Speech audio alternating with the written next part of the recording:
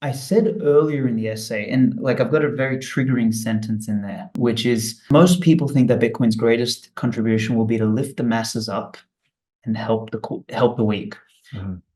And I say, while that will likely occur, but not for the reasons you think it will, it is my unpopular belief that the more important contribution and impact to mankind will be that Bitcoin makes the strongest stronger, the best better, and the most powerful more powerful. Mm. And I even qualify it with the next sentence. I say, I can already feel you squirming as you read that line. So please read it again and then allow me to clarify why this is good.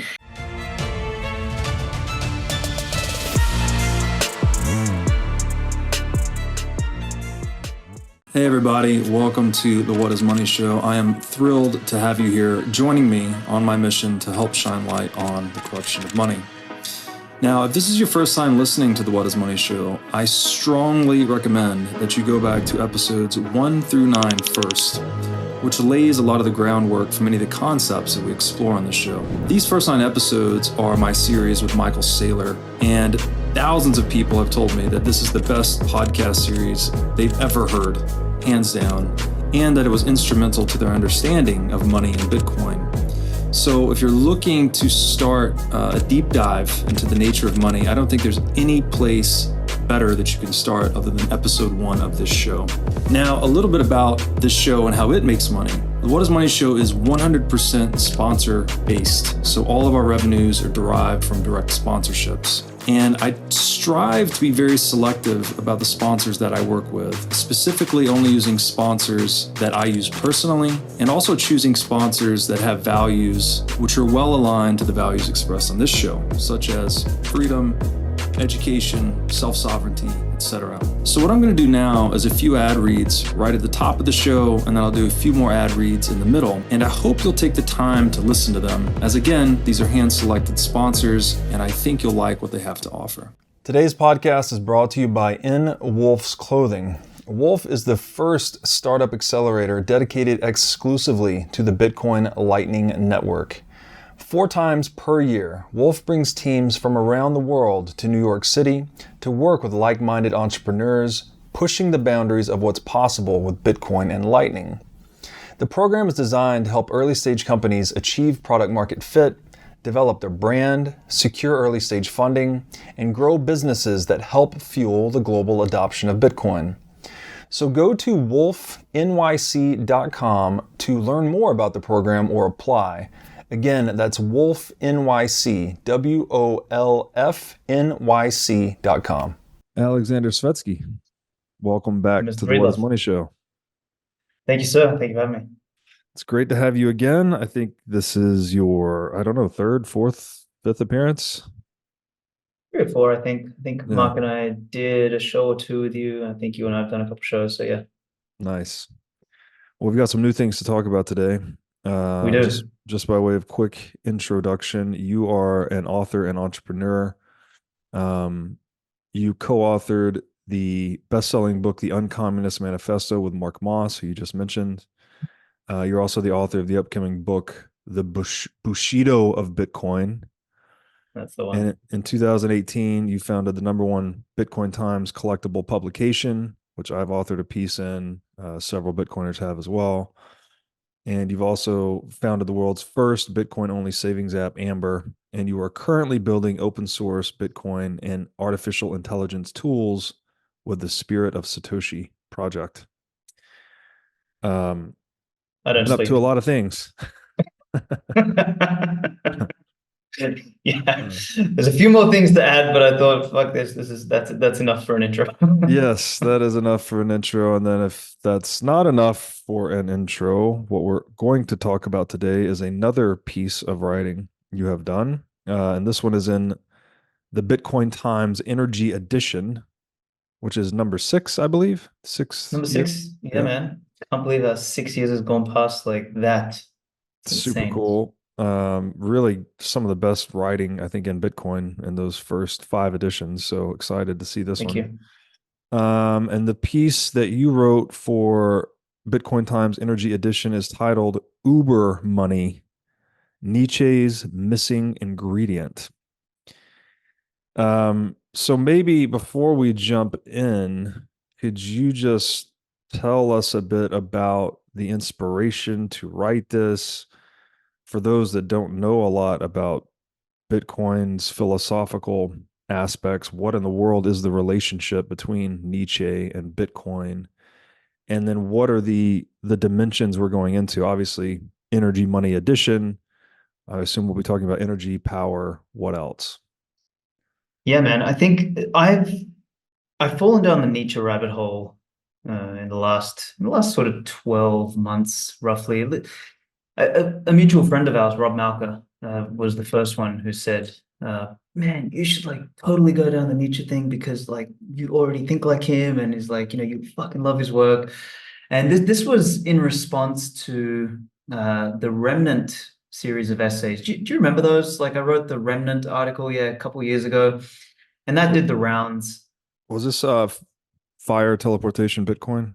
No, this was before that. So Hmm. it was the premise of the article was Bitcoiners are the remnant, the masses don't matter, Oh and yeah, yeah. it was inspired by Albert Nock's piece, the Isaiah's Job, Hmm. and and that was part of the premise of that essay was I said, look, you know we've got to stop this whole masses pleb like average man discussion and really start to understand that Bitcoiners are a unique set of people. And in particular, they are reminiscent of this archetype of individual that Albert Nock would have called the remnant, or, and that's a biblical term, right? It's the Hmm. person, it's the archetype of person that remains after the catastrophe, after the apocalypse, whatever you want to call it. And they're not just the lucky, they're the prepared. That they have a particular kind of spirit or makeup or a character Hmm. that sets them apart from the masses. And the premise of the Albert Nock essay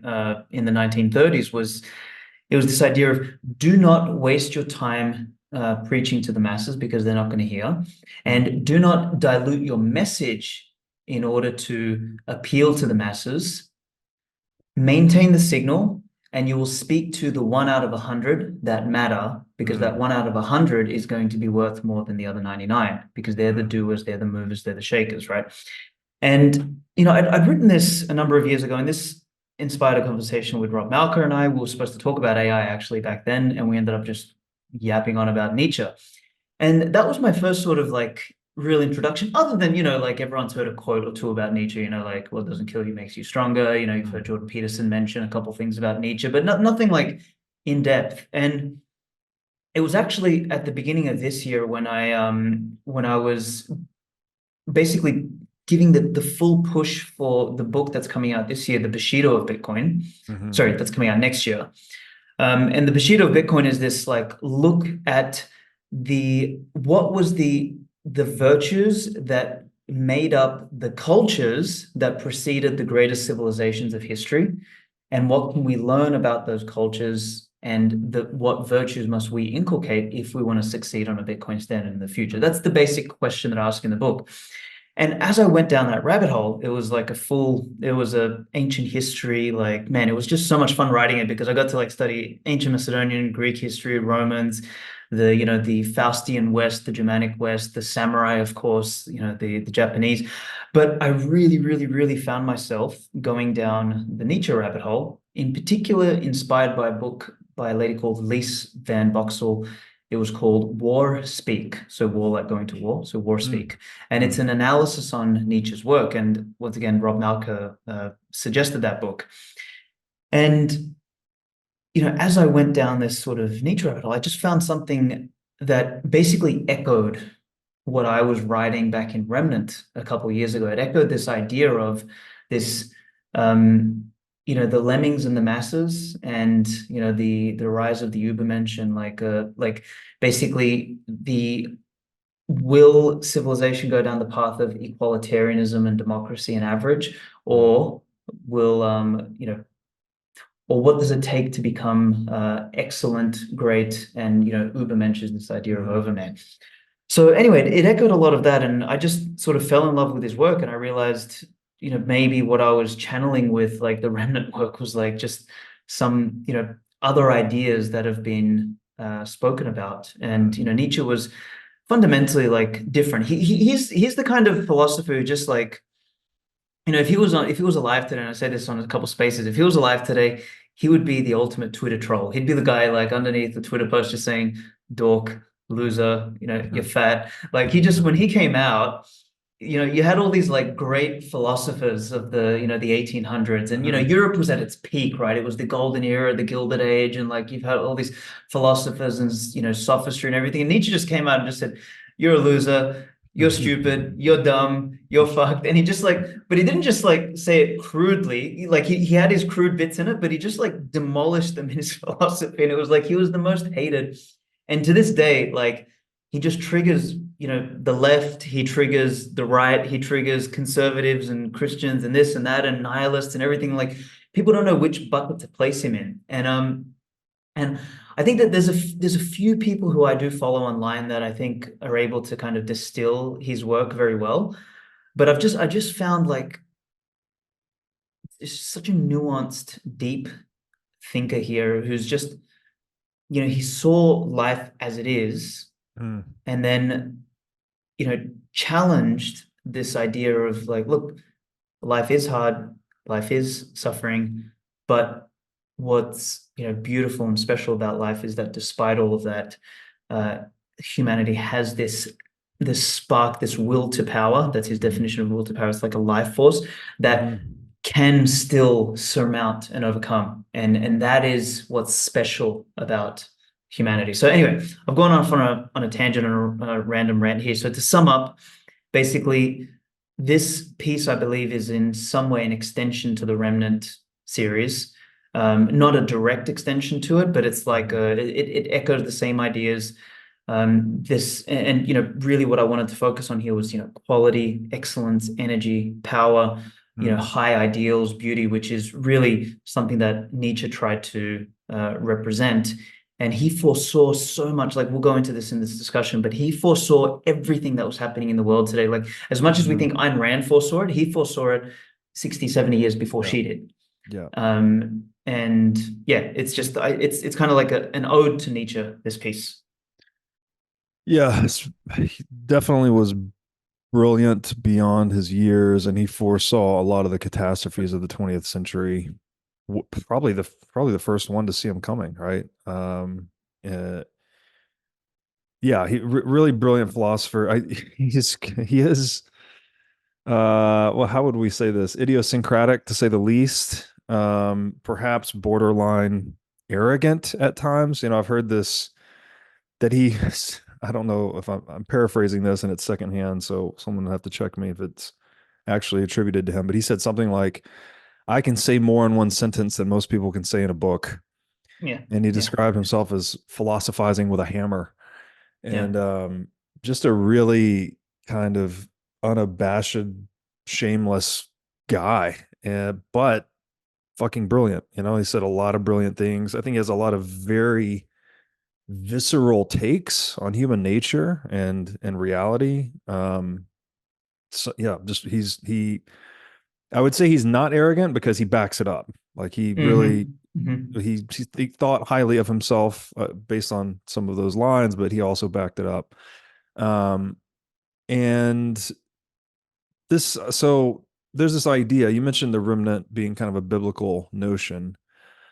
There's this verse in the Bible that says that may be related to this, I'm not sure. The meek shall inherit the earth. But Jordan Peterson did he analyzed the definition actually of meek, the term that it translated from in ancient Greek, I believe. And when you look at that term meek, it doesn't actually mean meek. It means something more like those who know how to use their weapons but choose to keep them sheathed shall inherit the earth. And precisely the remnant. Yeah. Yeah, which is kind of like the remnant, right? It's like these really badass, skilled people that have the capability of being violent when necessary, but choose to be rational and peaceful. It's got, I think it resonates pretty well with what Bitcoiners, I think, aim to be, right? We aim to be sovereign individuals, which means that we have to have competence to be able to deal with serious situations in the world, but we're also trying to optimize for rationality, you know. And I'm thinking here too, the remnant. The other thing, I've been doing this series on maps of meaning, and one of the things that keeps coming up is how cultural transmission actually occurs through imitation. So when you're talking about, hey, let's focus our message on the masses, you're talking about just kind of like yelling at the crowd or something. It really dilutes the message. Whereas if you focus it more like a laser beam on the few people that are imitated, that's actually the best way to propagate. Yes. Yes. So you want to Yes. focus on, I don't know if it's 80-20 rule, right? Maybe it's the top 20% of people are imitated by the 80%, something like that. This just seems to be a much more practical way to propagate cultural change.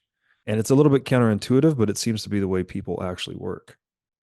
Well, I mean, that's precisely how cultural change happens, irrespective of how much people try to avoid it anyway, right? Yeah. People, you know, and you've spoken about this. You and I have spoken about this a couple of times, like the mimetic nature of culture, right? Like, you know, these reflections happen and they sort of, you know, filter through. Yeah. But the what you said there about the signal and why this is really important is when you go and continually dilute the strength of the signal or diffuse it, or you try and make it applicable to everybody, Right. you fundamentally have to like lower the quality of it.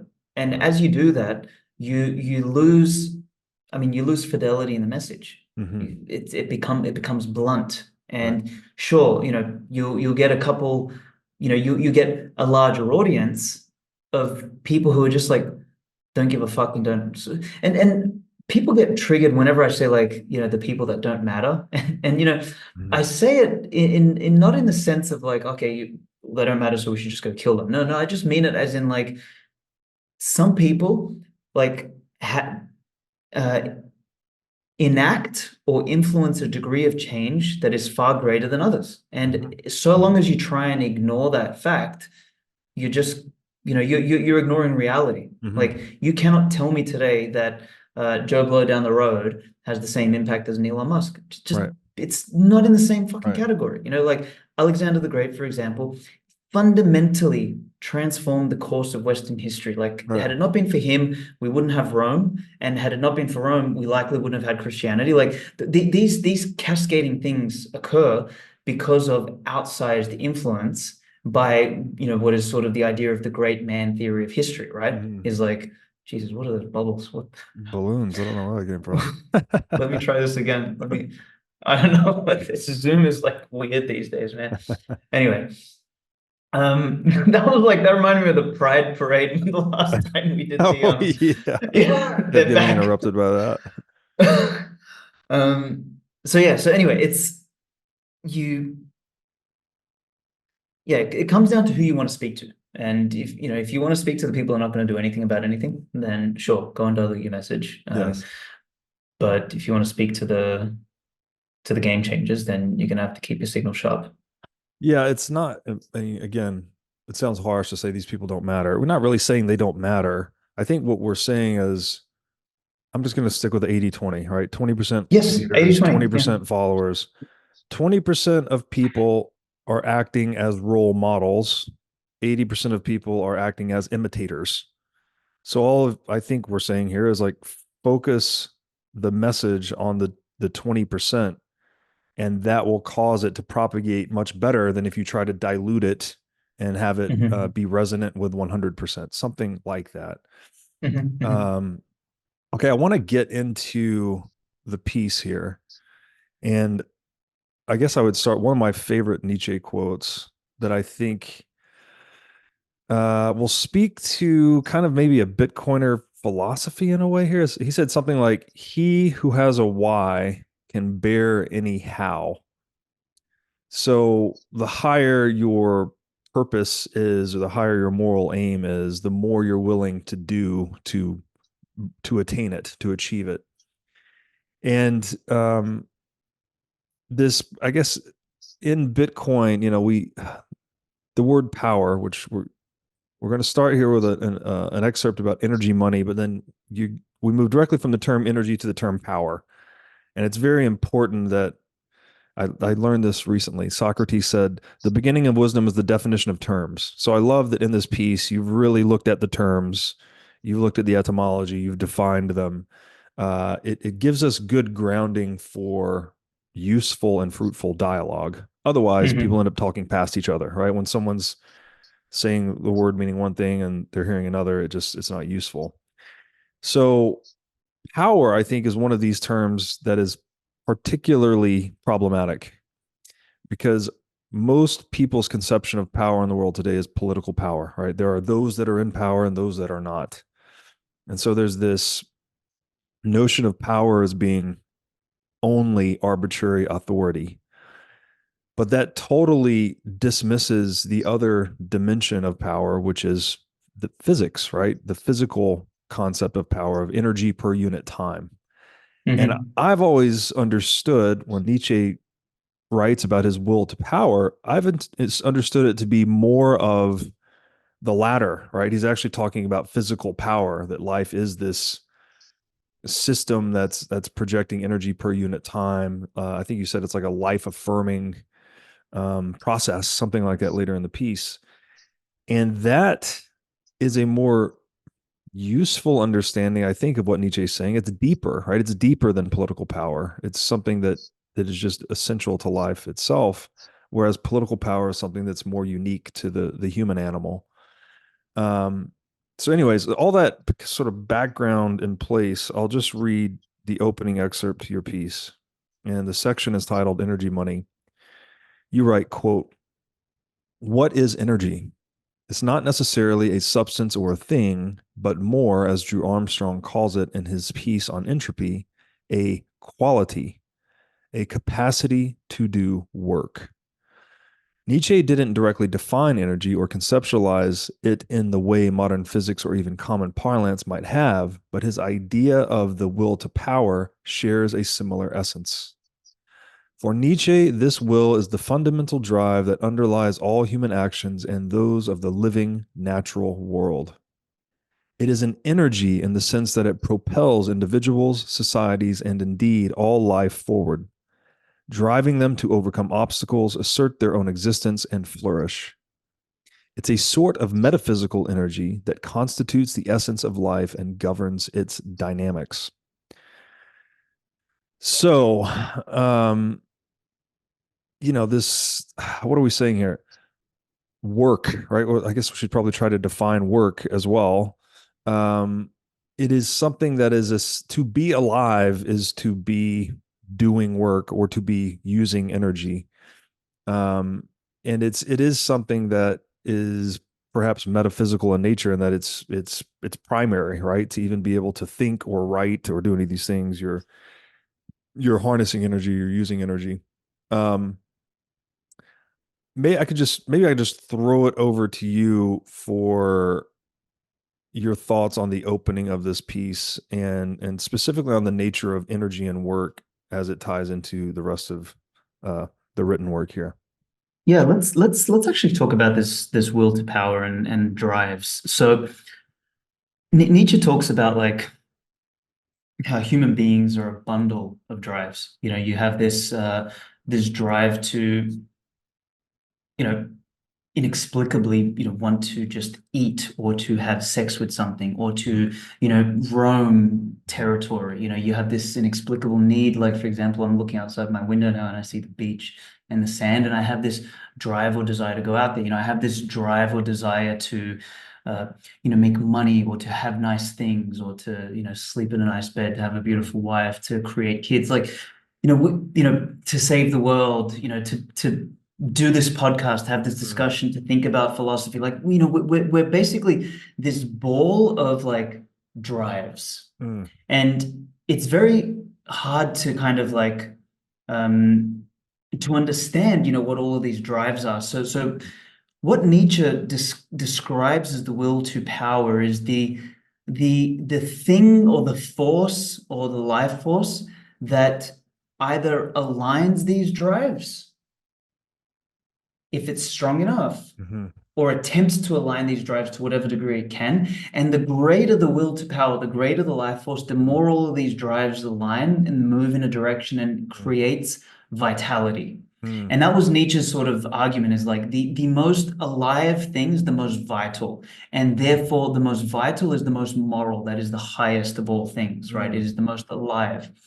And this is, where the misconception again, about power. And, Jimmy Song and I have sort of had like some little discussions back and forth. And, Jimmy's of the opinion that the will to power is the root of all evil, right? And I'm like, I really don't think you get it, man. Like what Nietzsche was talking about was not like, just beating someone over the head, or as you said, political power. Like it is this channeling of energy and channeling of drive. So in the context of a human, it is the capacity to live in a life-affirming direction, for lack of a better term here, right?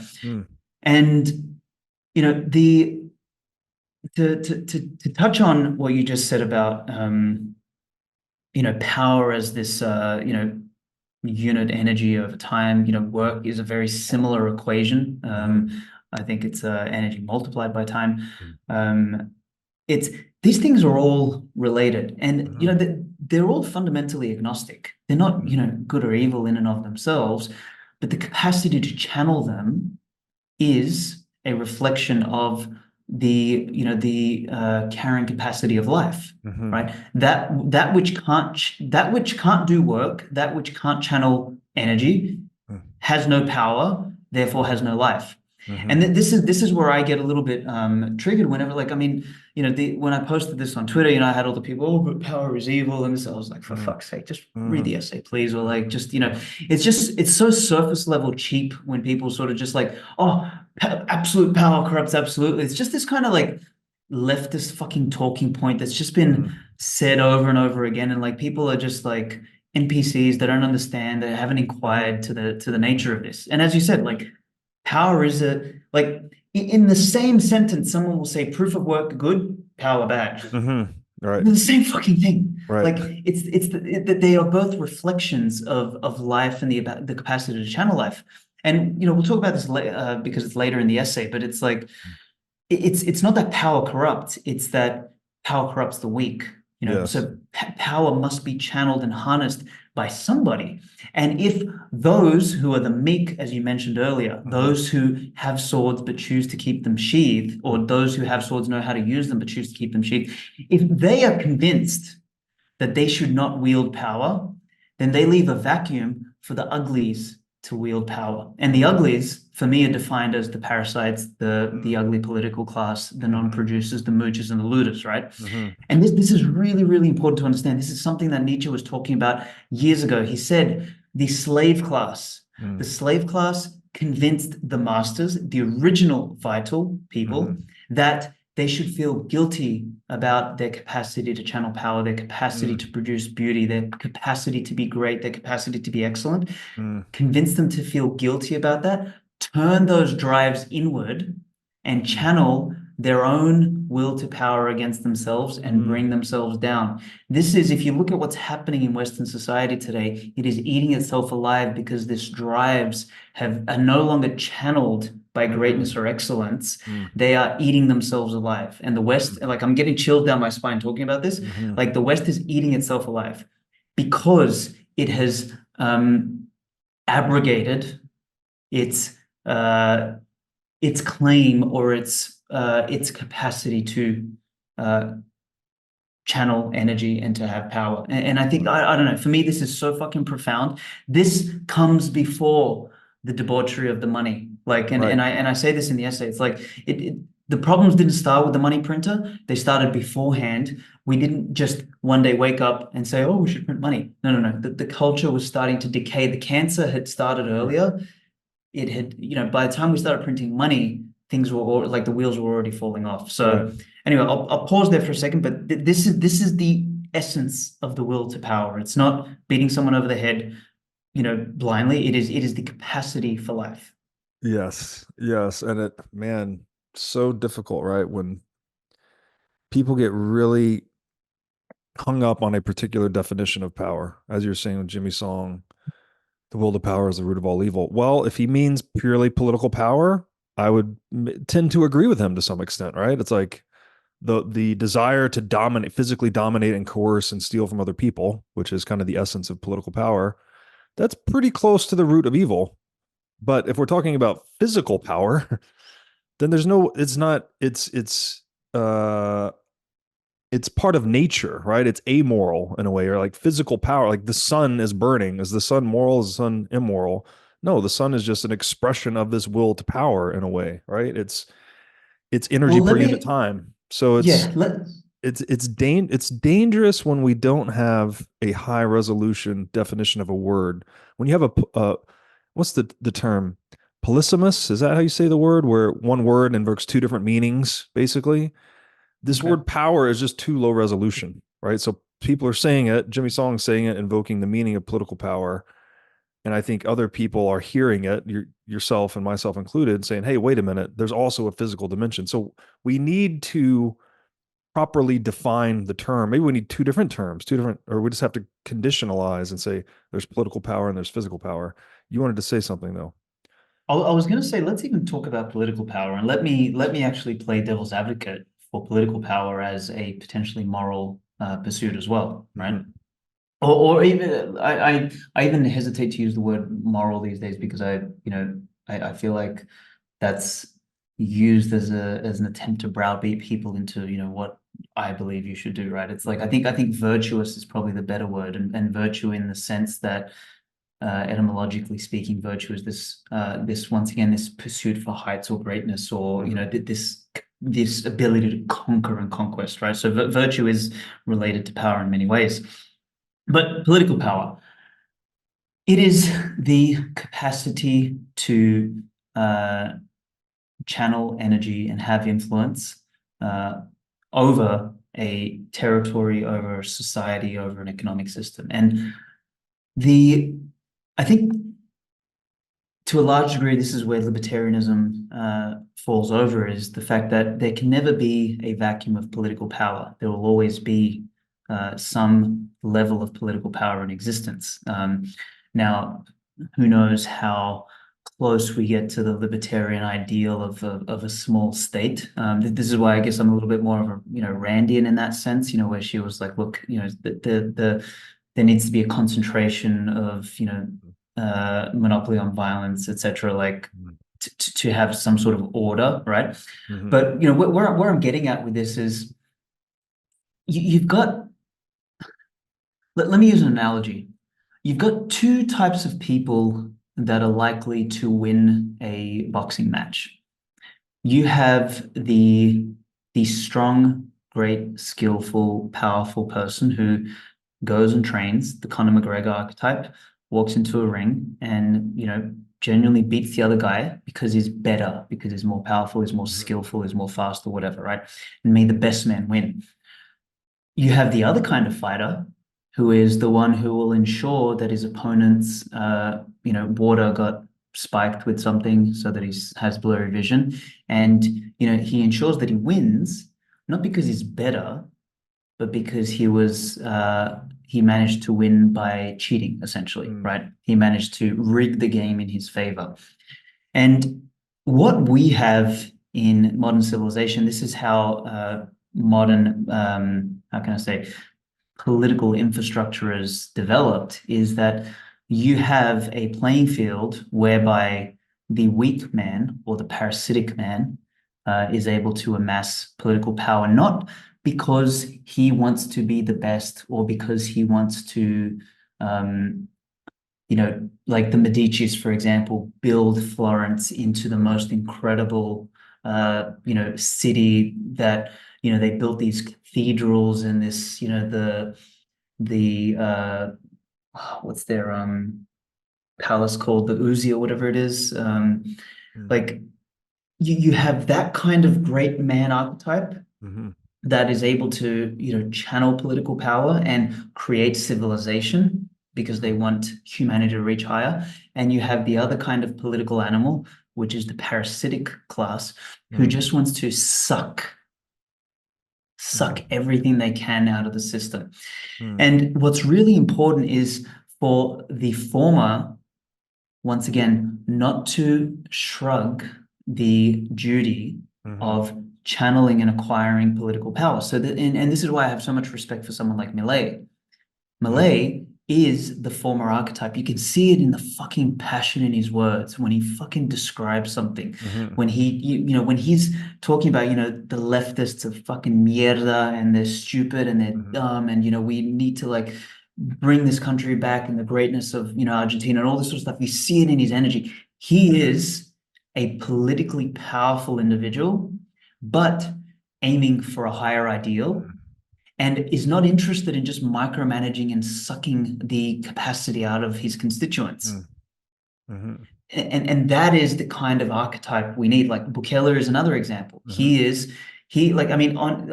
love what he's got in his Twitter bio now, philosopher king.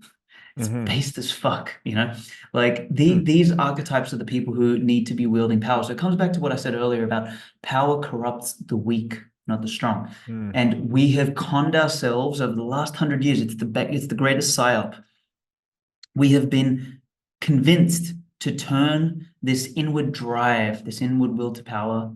We've been we've been convinced to take this will to power and turn it inward and be guilty and aim it at ourselves and destroy ourselves. We are the ones who built fucking civilization, and we need to recognize that. And that's the kind of person who needs to rise back up again and just push these parasites out of the way, like Christine Lagarde and your fucking Klaus Schwabs and all these like Malthusian, end of worldist, brain in a vat type bug men. Like they need to be honestly stomped on. There's no other solution for these people. And this is what the great men of old did. They managed to like keep the integrity of their civilization intact because they had a particular North Star of excellence, greatness, etc., versus equalitarianism, the masses, acceptance, open borders, etc. I mean, it's the same fucking story. You look at Rome, why Rome fell. It was the same kind of infection that happened in there. Is the same sort of infection, that inward degeneration motion of this. Exactly. Yeah. So anyway, this is why. So it's like it's not even as clean as political power is also evil. It's not. It's like the direction even of political power matters. And what is that political power driving people towards? Is it driving people towards going for the stars, or is it driving people towards arguing about their place in the dirt, right? Like this is from Interstellar, right? Like we used to look at the stars and try and argue about our place there. Now we argue about our place in the dirt. The political power needs to be upward. It needs to be life affirming. It needs to be vital, not death fucking like. I think we need, I think there's even another decomposition of terms here where I've heard political power described in the positive sense as the ethics of distributed cognition, right? It's like the rule of law. It's like how should we be, moral intuitions, things like this. I'm okay with that, right? That's based on consent, right? People are consenting into this political order or opting out, basically.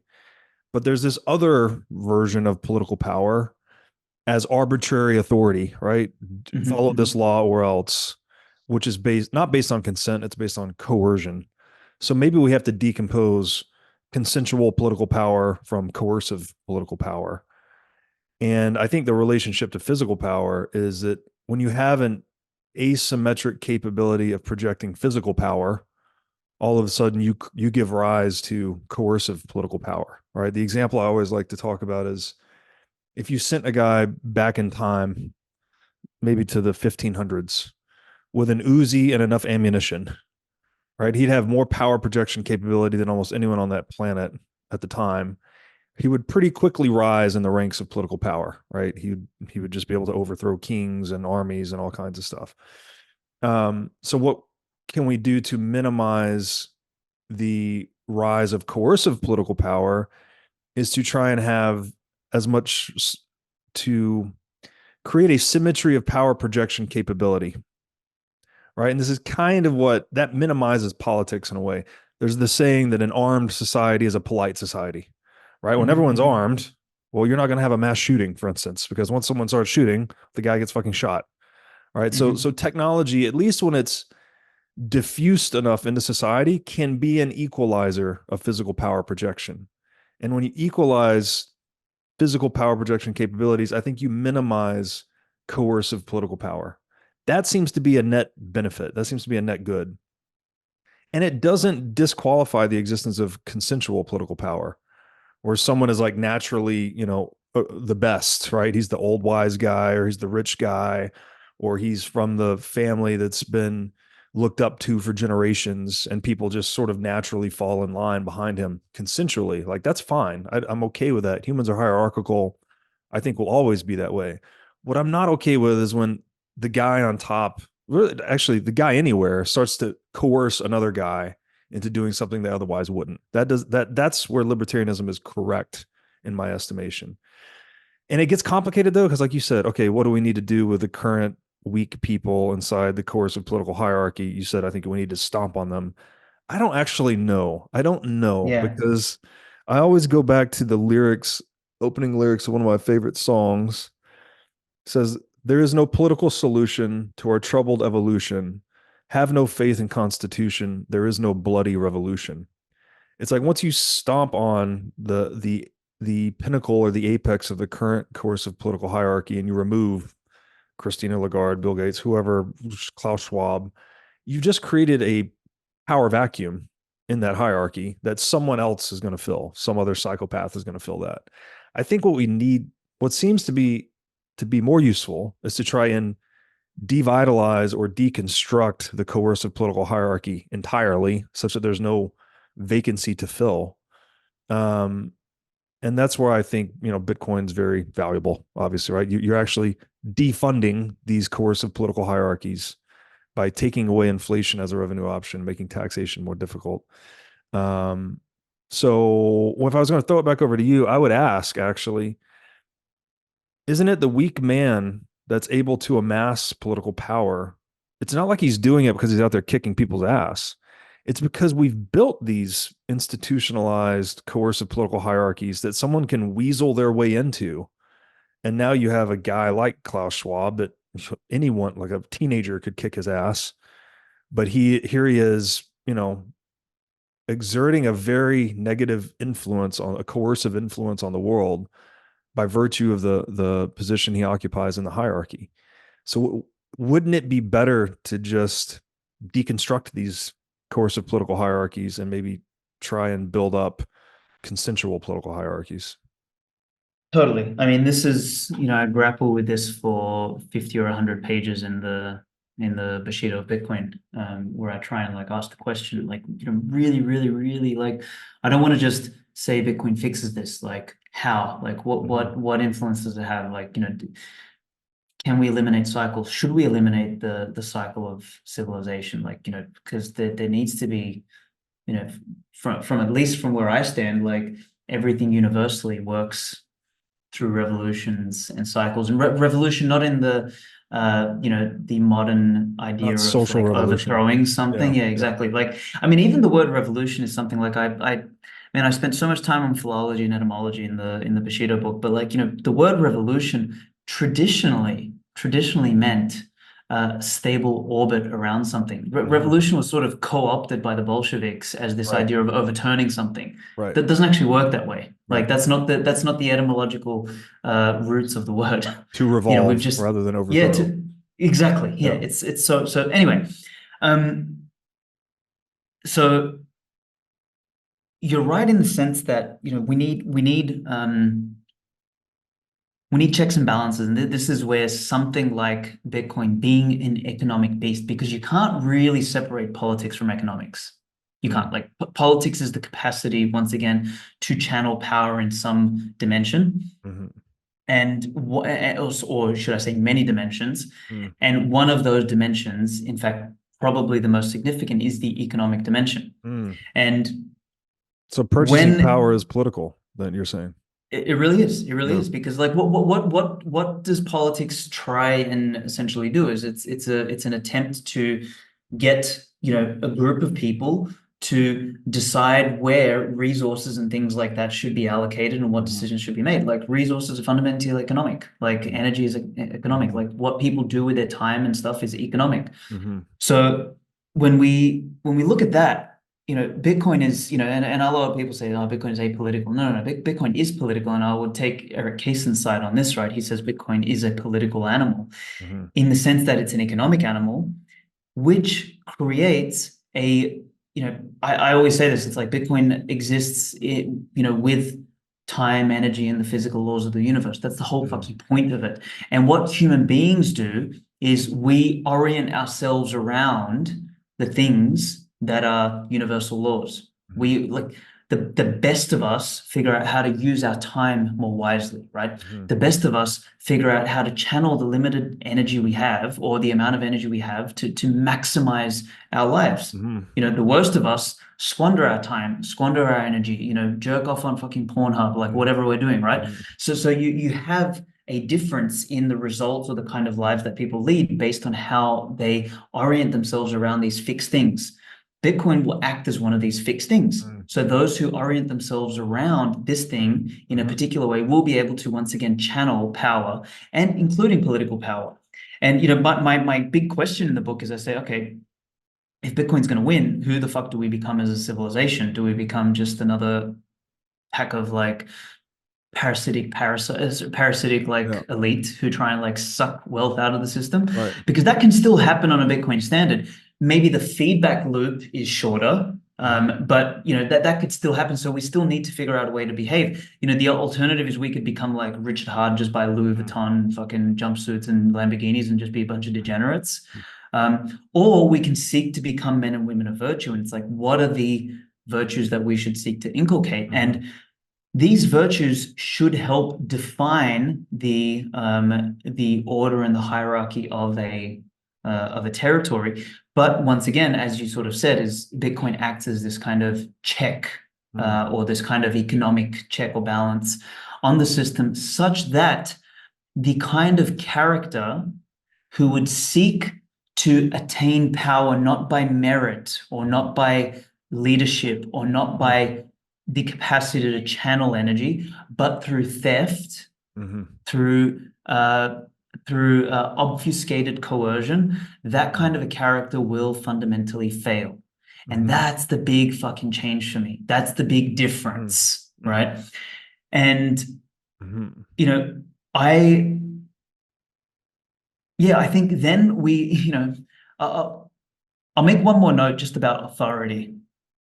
I was having a Twitter sort of back and forth with someone last week about oh no, it actually wasn't on Twitter. It was with Walker from the Crypto Couple. He was talking about authoritarian. I was like, look, I'm on a crusade to take some words back, right? Like elite, I think we should take that back. Power, we should take that back. We should also take authoritarian back.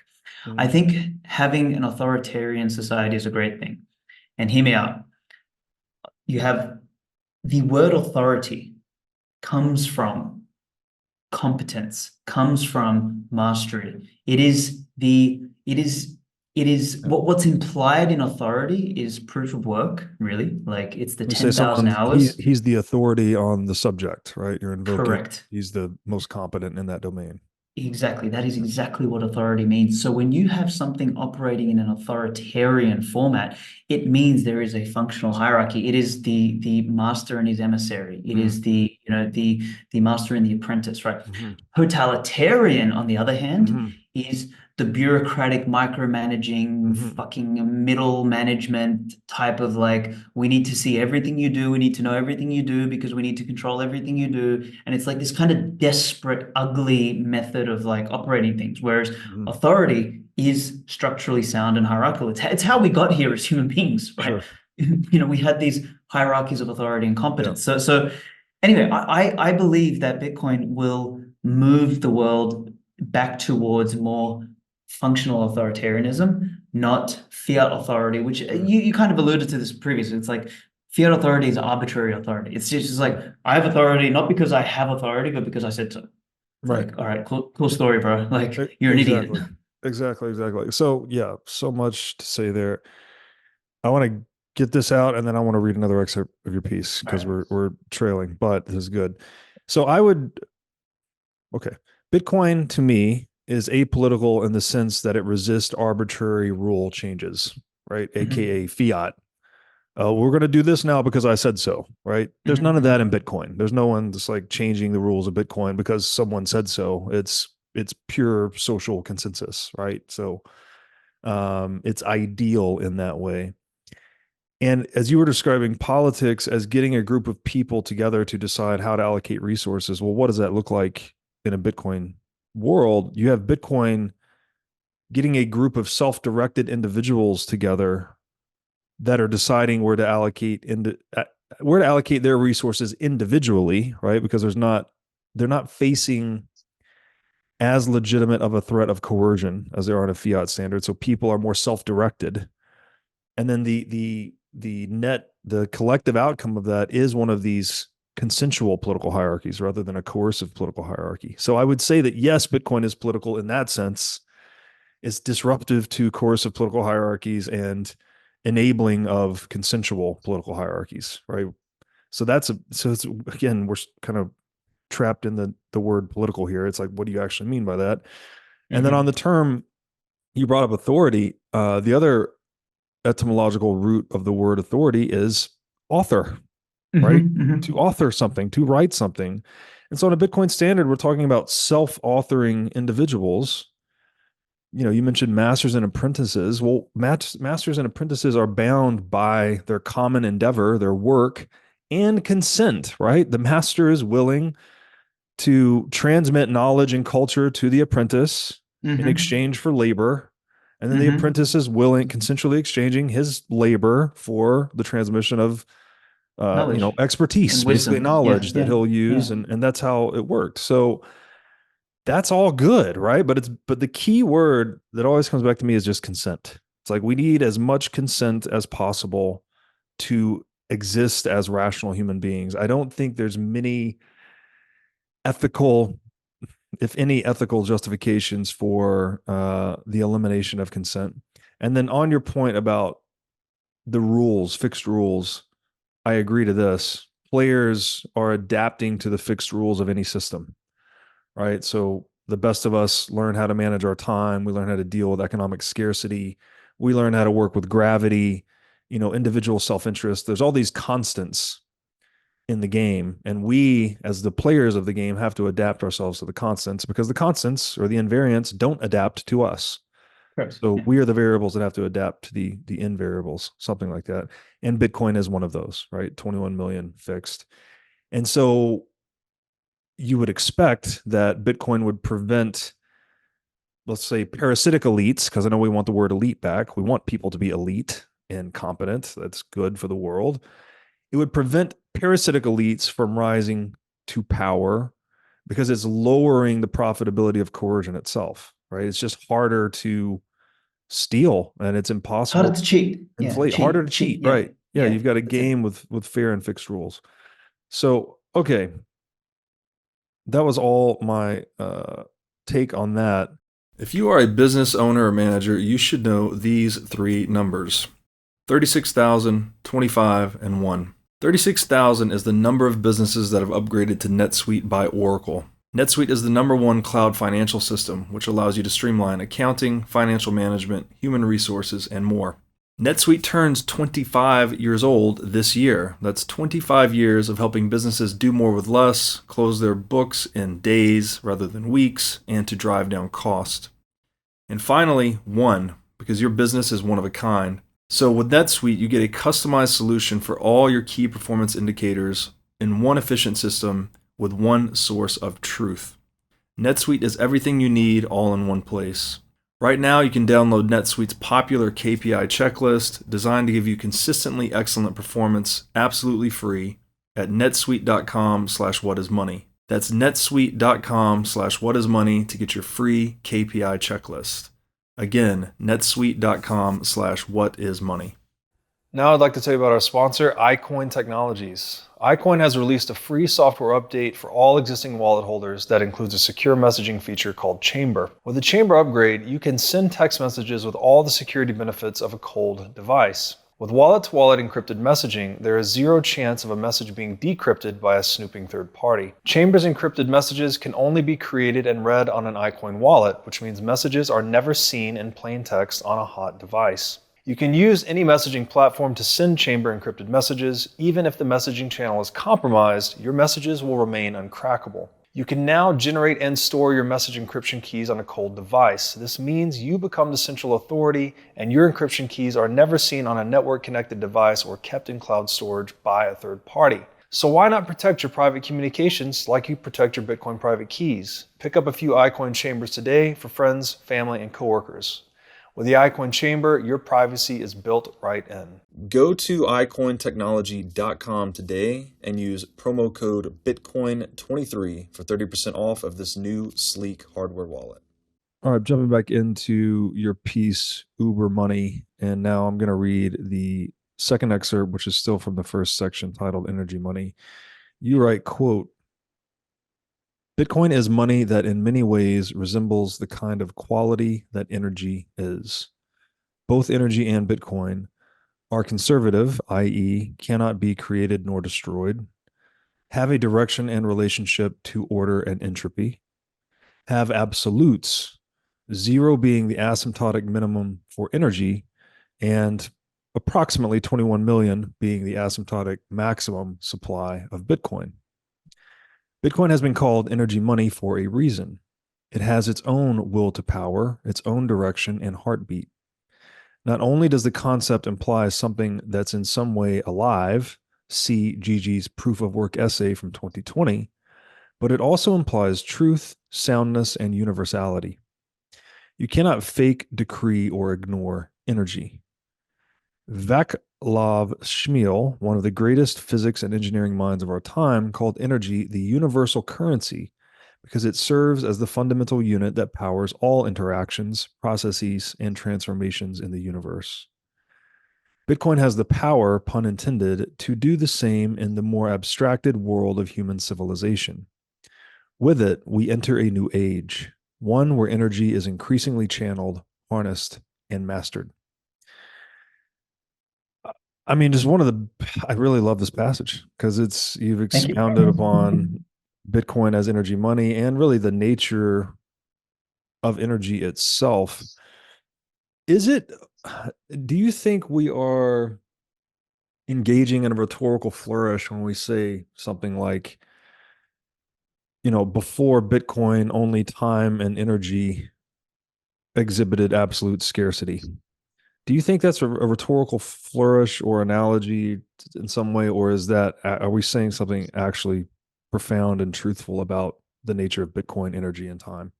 No, I think we are. I mean, the whole via Bitcoin teleportation thing that I did a couple of years ago, right? That was the whole premise of it. It's like this is fundamentally different. Like the analogy that I used, I think back then, or that I've used on maybe one of our conversations or something, is like up until now, we've been like a bunch of blind people building a house with an elastic tape measure.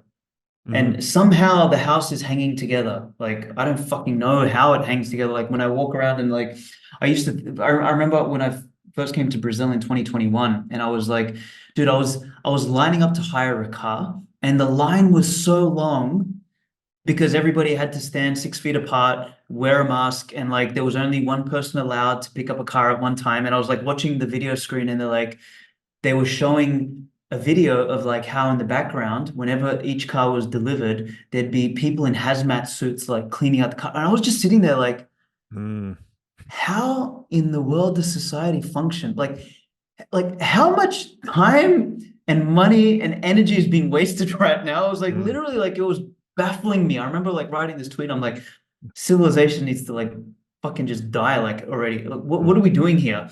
And like when I think about that, like it's basically the blind people building their house with an elastic tape measure. I have no idea how, with all the wastage that we have, things are still kept together.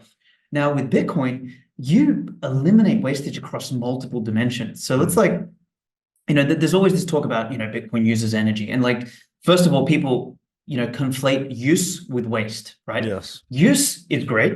Waste is not so great because you don't want to waste things. Like, but there's always going to be wastage. That's just the fundamental nature of existence. Yep. You're not going to, use everything to its entirety. But we look at waste and we look at the current system. And this is like the ultimate argument about like Bitcoin energy usage or wastage is, first of all, fiat. In order for you and I to go and buy a coffee down the street, right?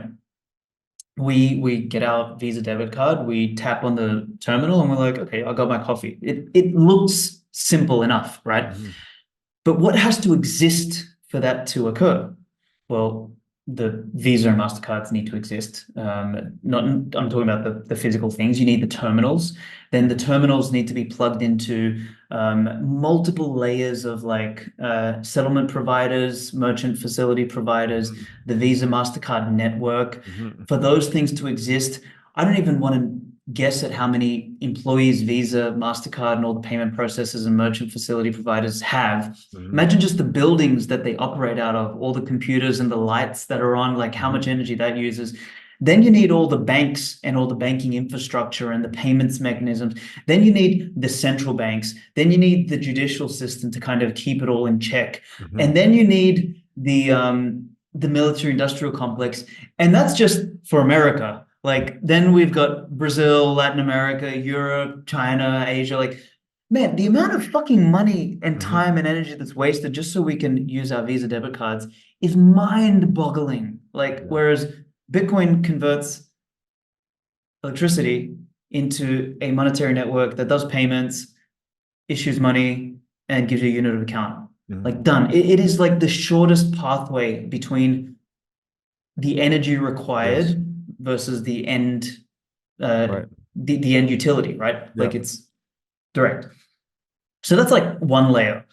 Then you have like the other pieces which are a little bit harder to quantify, but you have the fact that under a fiat money standard where money becomes cheap and easy, and we'll talk about this in the next section, is that you incentivize consumption, and more often than not, you incentivize poor consumption. You know, people just buy shit that they don't need. And, you know, there's like not only like stuff that they consume, like by eating, you know, 10 pounds of Cheetos every day, but like plastic shit that they just don't need because we're not interested in quality anymore. We're just interested in quantity. So you have this excess amount of consumption that is mindless at this point, which is driven by the fiat money standard. So you have excessive wastage there, which creates pollution, which creates plastics in the oceans and all these other problems.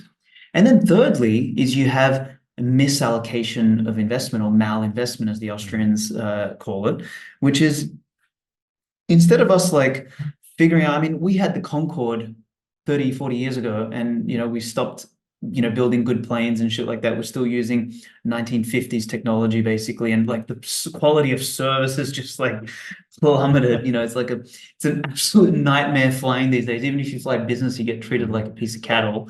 So like, we are not innovating. We're not building anything new. We can't even like build cathedrals or beautiful architecture anymore. But hey, we've got 1,000 trading apps. We've got 1 million dick pic apps. We've got a new social network every couple of years. We've got things that don't matter. Like all of the intellect is going towards Wall Street and Silicon Valley building pointless shit that doesn't matter. So it's like, if you look at wastage, you know, coming back to what we said in the beginning, is like, you know, Bitcoin is like sound energy money, and it represents, you know, the complete opposite to building a house by blind people with an elastic tape measure. We will actually have the capacity to build a structure with sight, because Bitcoin gives you feedback. It gives you sight, visibility into what you're doing, with a fixed tape measure, because the fucking thing doesn't change.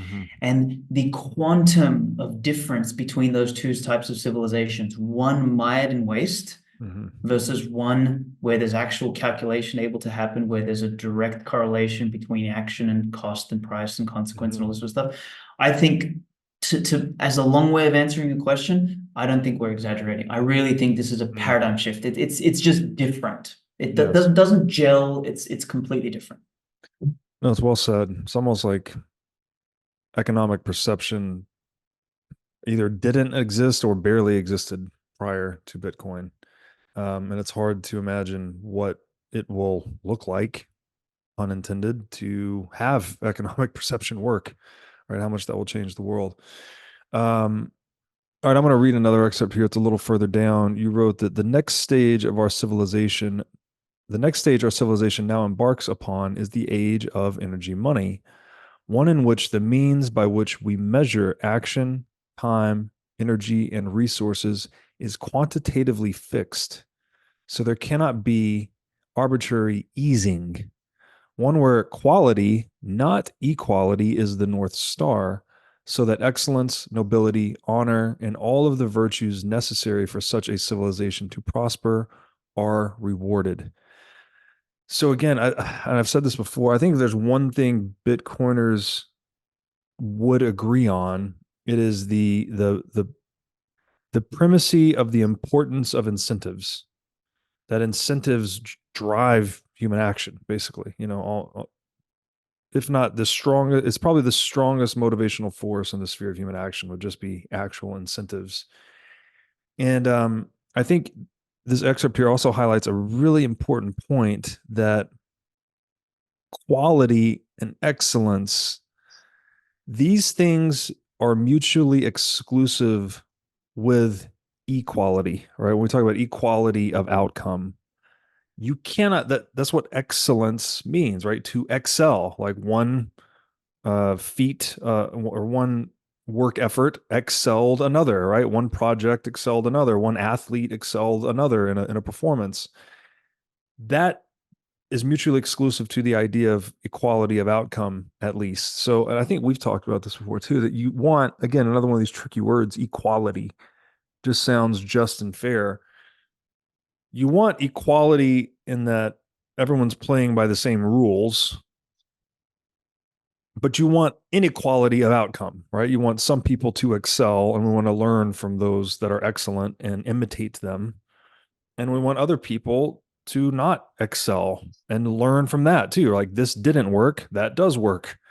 And then again, we transmit that cultural knowledge forward through imitation.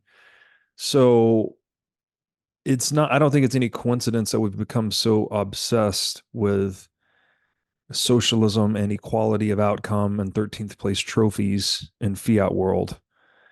And presumably Bitcoin would be the inverse of that, right? That we actually celebrate achievement, we celebrate excellence and quality once again. And the goods and services we produce in that world should reflect that. Yeah, I mean, this we can tie back into what Nietzsche's argument was back in the 1800s, right? In the late 1800s, is he's like, people often forget once, and we said this at the beginning, he was writing at the peak of Western civilization, the Gilded Age, the Golden Age. Like, they Europeans thought they could do no wrong. Mm-hmm. And he sensed this cancer infecting Western civilization, and he, to kind of like grossly paraphrase his work, but his premise was that this equalitarian democratic ideal of like the average man, or the average outcome. He saw the participation award coming 100 years before even anyone thought about it. It's like, where this is going to lead civilization is to what he called the age of the last man.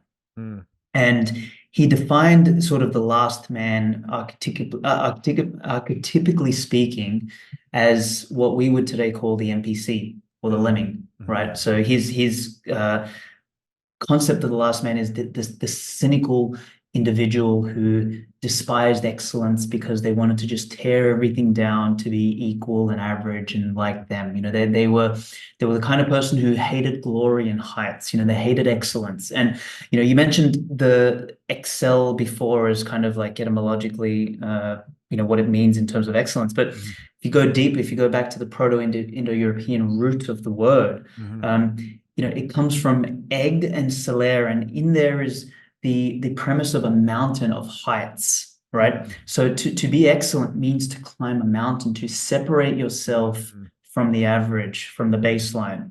So it's fundamentally means a separation. And this is sort of like, Nietzsche called it the pathos of distance, right? Like the separation from the masses, from the last man. And I guess, where I'm going with this is like, he foresaw the orientation towards quantity and equality as the source of the cancer of the West.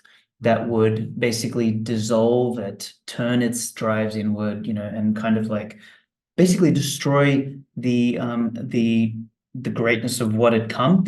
But he also, as a glimmer of hope for us, said that through that destruction, through that de-evolution, will spring the Übermensch, this new archetype. And maybe we'll talk about this afterwards, because I don't know if it's exactly relevant to this piece right now, but like the Übermensch was this archetype of being, or this archetype of individual, who would basically represent, like a character who would represent the highest potential of man, or the next iteration of man. And I mean, fuck it, we're here now. Let me. Do you want me to explain the Übermensch piece? Yeah, I now? would love that, because Okay. because I don't know much about this. Okay, so people are often confused. Like they sort of thought of the Übermensch as like this one person who's going to come and lead the world out, like the Christ figure. And I don't believe that's what Nietzsche was trying to talk about. I think he was speaking more about an archetype, right? And by way of illustration, I'll say it this way: is when I wrote the Remnant series again last couple of years, in, I believe it was the second edition of those essays, or the third, I made a joke, and I talked about the bifurcation of the human species into Homo hystericus and Homo bitcoinicus, right? Like you'll have these two people, one takes the path of like wearing 6 face masks, locking themselves up in the room, watching Netflix all day, eating Cheetos, and getting on a subscription medicine, injection, right? Whereas the other ones are going to up on the path of like sovereignty, owning their own money, eating meat, getting sunshine, having babies, like drinking raw milk, and like building these like great descendants, right? And I was like, we are literally going to bifurcate. And that archetype of different person is literally what, or maybe not literally, but like conceptually speaking, what Nietzsche was talking about in terms of like the Homo hystericus is the last man, Homo bitcoinicus is the Übermensch, is like he it's important to understand, like it's not someone that just pops up out of the shit. It's a project of, honestly, like selective breeding, like the ancient kings used to do. Like, these days, people are so triggered, they're like, oh, that's eugenics. It's like, well, yeah, sure. I mean, we are eugenicists with our horses and everything like that. There's nothing wrong with like, there's a reason we have a drive, like as a male, you want to marry a beautiful woman. Like, it's because fundamentally deep down inside, you have a drive to breed with the best possible person. Right? Of course, you want to create the best genes and pass that forward. And Nietzsche's idea of the Übermensch was through a period of conscious breeding, conscious like passing down of wealth, of intelligence, of virtues, of upbringing, of all of these things. What will occur is an archetype of individual that is fundamentally different to that which he is surrounded by, and he will set a new standard for humanity. And when I say he, I mean the archetype. It could be many of these, like, and like I almost envision like a future Übermensch being a blend of Steve Jobs and Alexander the Great. Like that's kind of if you could picture that coming together, someone who is a creator, conqueror, leader and visionary, all of this sort of stuff combined into one, and has the vitality to channel energy, power, and everything like that, and direct it towards greatness and excellence. And that's what I believe Nietzsche sort of meant by the Übermensch. And he just said, look, man's job was to get us between the ape and the Übermensch. Like man is the tightrope between that. And the age that we're at, and this is, again, like this will bring chills down your spine, is like he foresaw the capacity of technological advancement, and said that like this is the end of man, this is the end of humanity. And I'm not talking about some cheap transhumanism bullshit. I'm talking about like we will be able to do, like, the kind of humans that will come 200, 300, 400 years from now, like, are going to be different to what we are today, bro. And he saw that. And anyway, that's like, well, it's rabbit hole. Fucking excellent, actually. And I would say very consistent with what we observe in our historical progression thus far, right? We are different than humans, maybe not 500 years ago as much, but you go back 5,000 years, 10,000 years, we're so much different, right? We have different software, different moral intuitions, obviously longer lifespans. You know, we've modified ourselves technologically, especially when you widen the meaning of technology to include things like language and moral software and, you know, ethics, systems of law, all of these things. Um, so it would stand to reason that we would continue that line of progression into the future. Um, I wanted to hit on something you said too. There, we were talking about dating. This just so thoroughly, the idea of equality of outcome is completely exploded when you view it through Totally. the lens of dating. Because like Totally. nobody wants to date or thinks everyone should date like equality of outcome. Everyone should just date the average. Like that doesn't make any sense at all, actually. You know, every woman basically wants a guy that's richer, more powerful, more generous, more productive, you know, able to provide more security, whatever the dimension is. And every man wants a woman that's hotter, basically, more nurturing, you know, more of a homemaker, etc., more supportive, more loving. You would never settle for less than the best you could get along those lines. So how could you ever preach equality of outcome? I mean, it doesn't, I don't know, it doesn't make any Doesn't sense at all. compute. It does Yeah, not yeah, yeah. compute. Um, so, okay, on that note, I'll go back to another excerpt here that you wrote, and I'm a little bit a ways into the power and energy section now, or power and energy section now. You write, quote, picking up a 10-pound barbell doesn't make you strong, but standing under 500 pounds, squatting down and raising it back up does. Climbing 3 steps doesn't make you strong, but hiking a 10,000-foot mountain does. It's not the exact number that is important. It is the challenge and the burden you carry. To get better, to get stronger, you don't contend or compete with less than you are. A strong man doesn't go into a ring and beat up a small kid or a woman to prove himself. He doesn't ask for his opponent to have his hands tied behind his back. He seeks out a fair fight with someone as good or better. This is why responsible men are the strongest men. You carry your responsibility, and the amount you can carry is the true determinant of strength. A man who is responsible for his territory, a father who bears the responsibility for his family, who runs a company and thus bears responsibility for his employees, who is mentor to the young men of his community and is thus responsible for the development of their character. This man is strong. This man is powerful.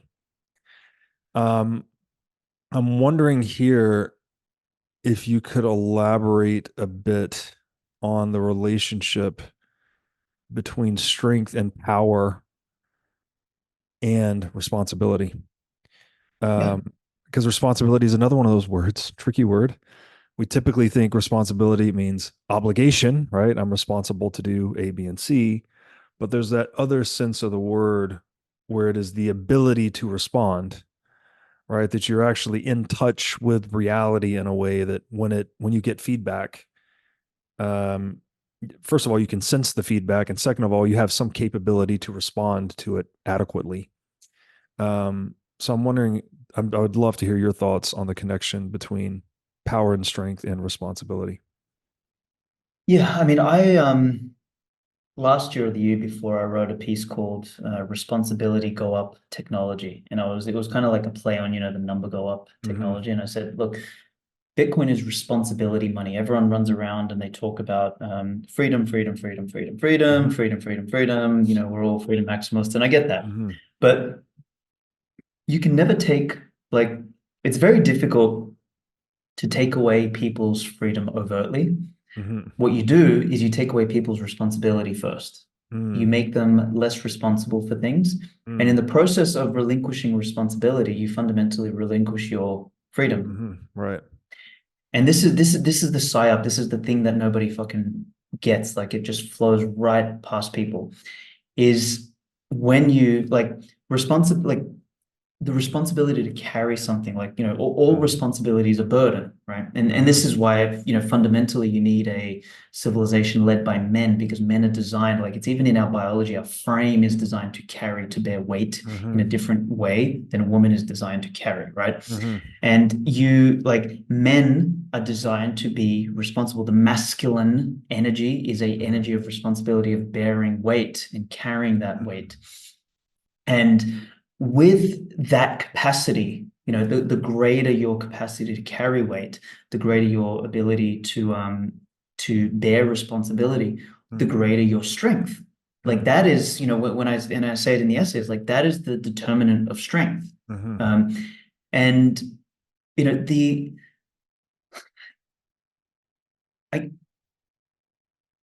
me say this. I said earlier in the essay, and like, I've got a very triggering sentence in there, which is, I say that I'm going to read this piece out. So it says, most people think that Bitcoin's greatest contribution will be to lift the masses up and help the weak. And I say, while that will likely occur, but not for the reasons you think it will, it is my unpopular belief that the more important contribution and impact to mankind will be that Bitcoin makes the strongest stronger, the best better, and the most powerful more powerful. And I even qualify it with the next sentence. I say, I can already feel you squirming as you read that line. So please read it again and then allow me to clarify why this is good. And I chose my words very deliberately there. I said the strongest stronger, not the strong stronger, or not the great better. I said the best better, the most powerful more powerful. And my definition of the strongest or the best, if we break it down to a narrow example, and we spoke about this earlier, that you put two fighters in a ring, it is generally the strongest or the best or the more powerful, the more skilled, or whatever dimension matters, right, in the fight, that is going to come out winning, right? And you want that, the same game or the same function in the micro you want in the macro. And my whole argument for Bitcoin's great impact to civilization is that it will make it so that those who are the best and are the strongest, and remember, strongest is your capacity to carry responsibility. Those are the types that will have the opportunity to get stronger. Because how do you get stronger? Adversity. You go to the fucking gym and you lift more weight. You take on more things. Like, you want to get better at business, you take on more responsibility. You grow the organization. You want to get better with your relationship, you take on more responsibility. It is the same lesson across the board. And I believe Bitcoin, because of its capacity to localize economic consequence, which is related to the consequence of action, it creates an environment, a framework for greater responsibility, and therefore makes the strongest stronger, the best better, and the most powerful more powerful. That's the logic there. And in many ways it triggers people, but when you start to inquire on this, you start to realize there's no way around it. I've got a formula in the article here. I say the formula is simple: strong individuals equal a strong society. Weak individuals equal a weak society. You cannot optimize for weakness, right, and expect to have a strong society. It just doesn't work like that. Right. And in fact, it's so I don't want to say poetic, it's the wrong word, but it's kind of it's ironic that when you do optimize society for the weak, you actually devolve things, and then you make it bad for those who are weak. That's right. Because basically everybody drowns. Yes. Whereas if you optimize for excellence, you raise everything else up. Yes. And it's such a and this is the one final point I'll say here is and I learned this one from Tony Robbins, is that life is brutal in the sense that you either have growth, you are either growing or you're dying. There's no middle ground, there's no stasis, there's no point of rest. Life and existence doesn't have that. You're either growing or you're fucking dying. Right. In the same way, life is either going towards excellence or it is going towards debauchery, average, and death. Yeah. It's one of the fucking two, and you can't pick a middle ground. I'm sorry. The Yeah. fence is too narrow. You're gonna have to pick a side, and it's up to us. It is our responsibility to decide which way. Yes. It's wonderfully said. I was picking up as you were saying that last point that to optimize a society for weak people actually makes it worse for weak people. There's a 100%. perfect parallel there with Ayn Rand's point on socialism, actually, where she Yeah. says when you start to steal from the rich to give to the poor, you're invoking force as the standard by which people deal with one another, right? You have to forcefully steal from the rich and give to the poor. And she says when force becomes the standard by which men deal with one another, the murderer wins out over the pickpocket, and that society vanishes in a spread of ruins and slaughter. So it's like it's a perfect parallel to what you just said. It's like once we start, oh well, no one be excellent, no one be competent. We all need to be equally weak, right? That's actually creating a world that's worse for the weak because we have less everything, less prosperity, less competence, less problems being solved, etc. Um, and I don't know. I guess that's counterintuitive in a way, but it's such an important point that people that have this compassion for the weak, thinking, "Oh, let's have a quality of outcome, or let's steal, tax the rich, and give to the poor." It's like you are creating the actual thing that you are scared of or that you want to avoid. You are creating it with that mentality. And I just Yeah, don't think you can't say that enough, man. That's just such a pernicious yeah. problem and pernicious mind virus among people.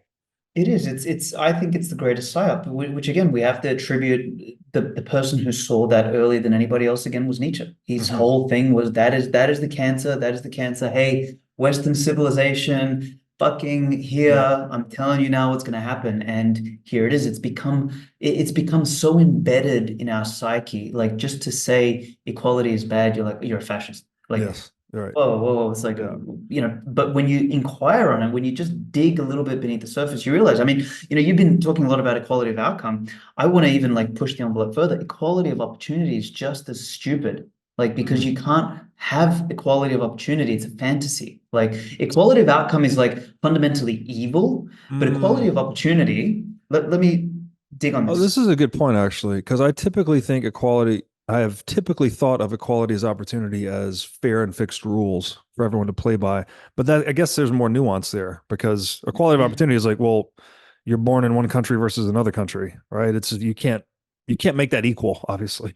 Correct. The only way to get equality of opportunity, if we just nuke the entire fucking world and turn everybody into test tube babies so that we all Mhm. have the same genetics, the same thinking, the same Mm. upbringing, the same everything. You can't. We're born to different parents. We're born to different people. We're born in Right, different times. We're born in a different location. We're born with different attributes. We're born with everything is fucking right, different about us. You can't have equality of opportunity for fuck's sake. right. All you can get is the best you can do in a civilization is create a framework for a game where the best and strongest Right. rise up. It literally comes back to what I said. Bitcoin makes the strongest stronger, the best better, and the more powerful most powerful. Yes. That's the whole fucking point. You do that, you have the cream rise to the top, and you have a better beverage, you have a better drink, you have a Yes. better society, you have a better civilization. So that's an excellent point. Not only is equality of outcome obviously just that one's obviously farcical, but Yes, equality of yes. opportunity as well is bullshit because, well, guess what? People are born richer, poorer, different places, stronger, weaker, all of these things, right? You get a diversity of birthright, basically. Hmm. I think the only thing to get hopefully specific enough, the only form of equality we should aim for is equality in the eyes of the law or in the eyes of the rules, right? That all people are playing by the same rules.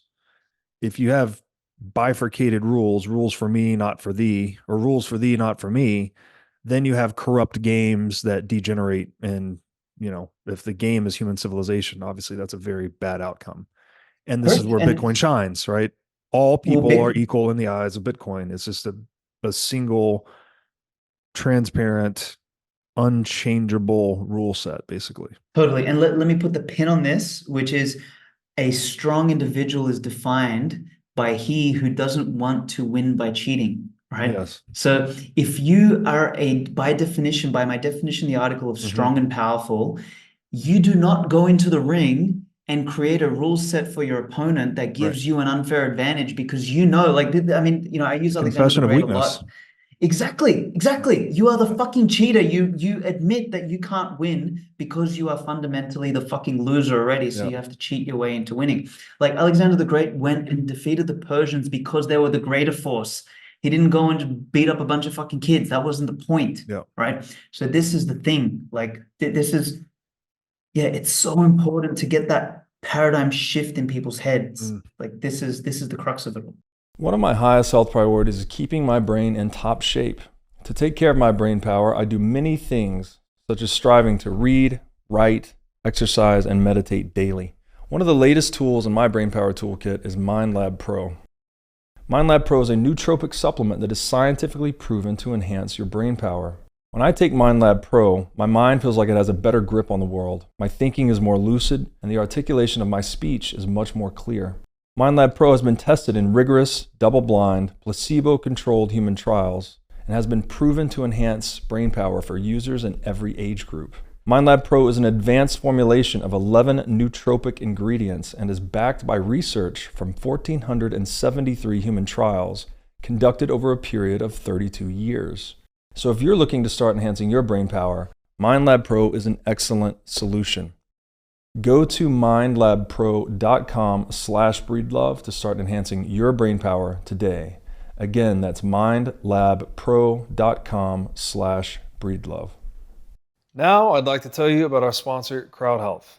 CrowdHealth is a crowdfunding platform for paying medical expenses in lieu of an insurance policy. CrowdHealth recently announced that it is integrating Lightning payments with Breeze's Lightning SDK. In the United States, we spend more than twice the average amount of money on healthcare than other developed nations. Medical costs are one of the leading causes of bankruptcy in the United States, and it is not a secret that the medical system in the US has many issues. The CrowdHealth model is based on offering an alternative to the conventional insurance policy at a cheaper price point. For a monthly membership fee of $50, CrowdHealth will negotiate medical bills to get the cheapest price possible, help locate healthcare providers, offer access to their member crowdfunding service, and more. Prior to the Breeze integration, CrowdHealth had been functioning over traditional fiat payment rails, which introduced unnecessary transaction fees and delays in settlement. By integrating Lightning payments into the CrowdHealth business model, payments between members can now be made with near zero fees and with final settlement occurring in mere seconds. So go to joincrowdhealth.com/breedlove today to sign up. I want to go back to what you said from your piece, that people would likely be triggered when you say Bitcoin makes the most powerful more powerful. I think the triggering would be because when you say the most powerful, the images that's coming to mind is the Klaus Schwab, the Bill Gates, the whatever, right? Yeah. But you're not saying that. You're saying the people that are most competent and capable in their domain, vital. Yeah. Right? The best entrepreneur, the best athlete, the best homemaker, whatever, they become more powerful in their domain because now they can control the fruits of their labor, something like that. Correct. And this, to speak to this relationship between freedom and responsibility, I picked up this quote recently. I think it's Bob Dylan. A hero is someone who understands the responsibility that comes with his freedom. Right? That they are inseparable. You can't have the two sides of the same coin, something like that. Again, if you look at responsibility as an ability to respond, all that has to do with the options at your disposal, right? Which is freedom. Exactly. Yeah. So and to your point, hard to take away people's freedoms overtly, but much easier to take away their responsibilities, because that can be sort of pain relieving at first, right? It's like, don't worry about physical security, give up your guns. We'll take care of your health. We have a strong military. Free healthcare, free whatever. But that is to take away their freedoms, basically. It's like a backdoor theft of freedom. Thought that was a really good point. Okay, I want to read another excerpt here. I'm going a little further down in the same section.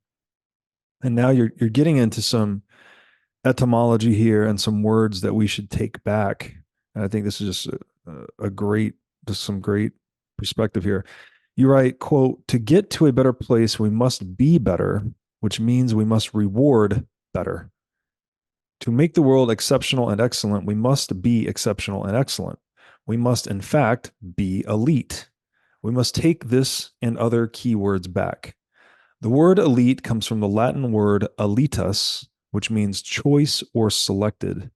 The Proto-Indo-European root of the word elite is leg, which means to collect or to gather. To be elite is to be the selected, which means the best. To be distinguished and to be outstanding. In short, to be excellent. The word aristocrat originates from the Greek words aristos, meaning best, and kratos, meaning rule or power. Therefore, etymologically, the term aristocrat essentially means rule by the best. In ancient Greek society, aristocracy originally referred to a form of governance where the most virtuous, skilled, or noble individuals would rule. The concept was closely tied to the idea that these individuals possessed certain superior qualities, whether in wisdom, bravery, or moral virtue, that made them the most fit to govern. Over time, however, the term has taken on other, less noble and guilt-laden connotations, which we must shed. Man, so much good point. Like, we've made these all dirty words: elite, aristocrat, but Nobility. no, but like these things, they're so important, right? If we're going to admit that we're hierarchical animals, someone has to be at the top of that damn thing. Well, you want the people that are most fit in whatever domain to be at the top, so that those that are below them can imitate the qualities that provide the most utility or goodness in the world. And if you do it any other way, you've got a suboptimal outcome. I don't see any way around that, right? So again, it's back to this whole, why does that feel like we're saying something bad here? I guess it's because we've been poisoned by this whole equality of outcome and opportunity thing. It really is. It really is. It's just, as you just said, like, you're waiting for like somebody to like come out of the woodwork and just like say, you fucking Yeah. supremacist or something like Yes. that. I mean, Yes. even like, look at this, even the word superior and inferior, you say that, Mhm. right? And someone's like, oh, what are you, a supremacist or something? Well, like, let's think about what these things mean. To be superior implies that you have some sort of elevation in the hierarchy. And Mhm. inferior means, you're lower in the hierarchy, but people Mm. have conflated inferior with something to do with like being treated badly. Now, let me ask you, a child is fundamentally inferior to their parents, right? Mhm. Like the parent Yes. is fucking superior. Right. But does that imply the parent treats the child poorly? No. No, like No. that's not what No. superiority and inferiority mean. Like, but Right. see, we've like, because we've got this like we've developed this guilt and contempt, almost like this unconscious trigger towards Yeah. authority and hierarchy, that anything that implies, etymologically speaking, authority or Mhm. hierarchy, we have an allergic reaction to. Yeah. Oh, what are you, superior? What are Right. you saying? I'm inferior? It's like, Right. well, obviously, like the CEO is superior to his, to Right. his management team, who are superior to the other employees. Like, that's how it happens. Like, you Yes. can't have that. And You can't not have that. it doesn't have to be taken so personally either, right? Yeah, It's not yeah, like, okay, the CEO is superior to the employee in the context of that corporate hierarchy. It doesn't mean correct. he's superior in every way to the subordinate, right? I've been listening to this book Relentless, which is really interesting. It's it's by one of, I think it was Michael Jordan's trainer, basically. And Hmm. so he was making the point that when Michael Jordan was was playing for the Bulls, he pushed those players so hard. Like, he was constantly saying, "Get on my level." He would like jump down their throat. Any mistake they would make, say, "Get on my level." And he was talking about how these players like really stepped up their game and played. It was the Michael Jordan Bulls. They're like the best team that ever played. And then when Jordan retired, that all these players started to fall off. Like other teams would pay big dollar amounts to trade for them, and they would get this guy on their team. But without Jordan, like the excellence of Jordan, basically incentivizing or inducing them to excel at the game, they fell off. And so it's not like, that doesn't mean Jordan is superior to these guys in every dimension of life, but on the basketball court, he is by definition superior to them. And there's nothing wrong with that. That's not bad, right? That's just acknowledging someone's competence in a specific domain and organizing a team around that competence, right? And we would want to do that in every area, right? Markets, corporations, et cetera, et cetera. Yeah, I mean that's calling 2 + 2 4, right? Yes. That's literally Right. as simple as it is, and it's and you know the an individual who aspires towards excellence and wants to organize people, organize themselves, understands that I mean I've been running businesses for 15 years.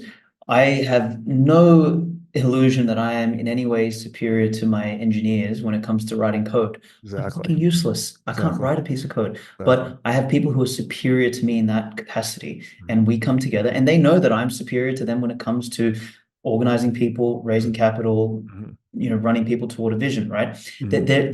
There are dimensions, as you said, and the one final note is you mentioned the Chicago Bulls example. Like, I think back to Alexander the Great. Like, he was surrounded by fundamentally excellent, some of the best generals in the history of mankind. And after his death, Macedonia lasted 150, 200 years because they devolved into bickering and infighting and intrigue and everything like that. And the empire, the greatest empire at that time, crumbled because there wasn't this lightning rod, the Michael Jordan, the Alexander the Great in the center of it, which ties back to what we discussed earlier about the great man theory of history. Like there are these individuals who channel a disproportionate amount of life force. They have a greater will to power, and they become the lightning rod around which everything orients. And these people you need in civilization because they create almost like a they're like a magnet, or they're the ultimate beacon in terms of, you said we emulate, that Yes. they are the ultimate emulation, right? And Christ was that as well, right? He was the Yes. ultimate Yes. emulation of that. No. And yeah. So good. I was again the been doing that Maps of Meaning series and talk about the Mesopotamian creation myth. We've talked a lot about imitation and the importance of cultural and knowledge transmission, but it's not just living people imitating living people. There was also the emperor of Mesopotamia was imitating Marduk, which was like the mythological deity.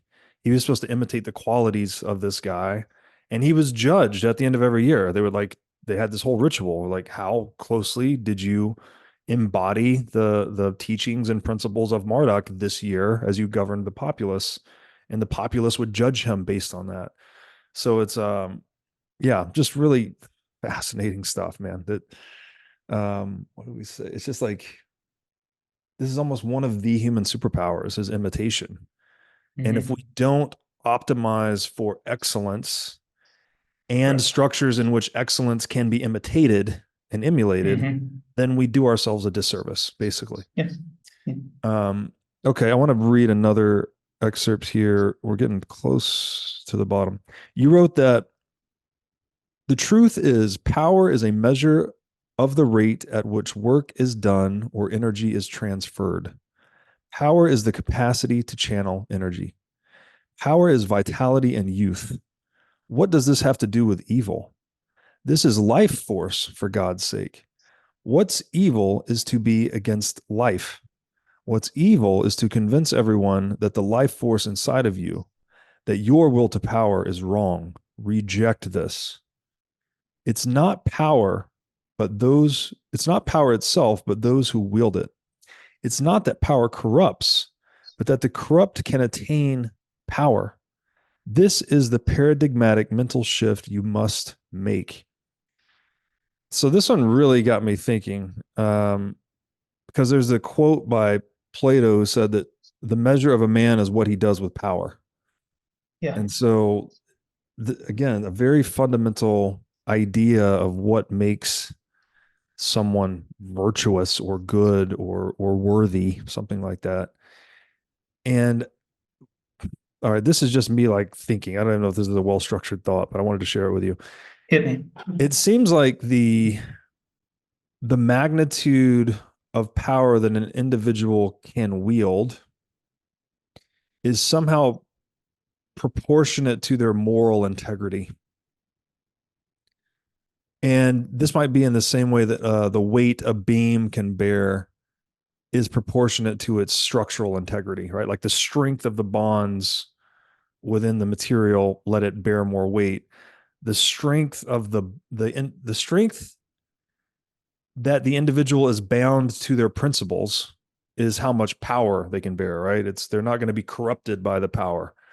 And so the individual that's devoutly bonded to their principles has greater moral integrity than one who is not, right? This would be like a philosopher king is stronger than a Yeah. fiat Yes. politician.